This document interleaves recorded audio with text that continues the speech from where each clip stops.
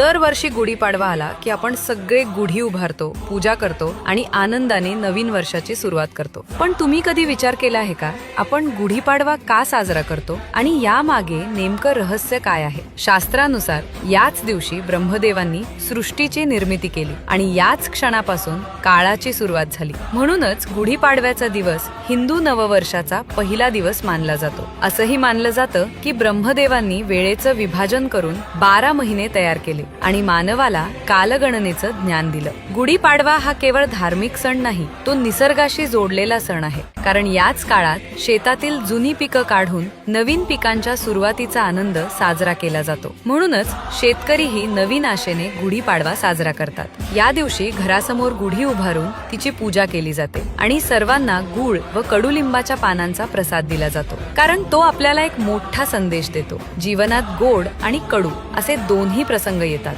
पण त्यांना धैर्याने सामोरं जाऊनच आपण यशाची गुढी उभारू शकतो. गुढीपाडव्याच्या हार्दिक शुभेच्छा.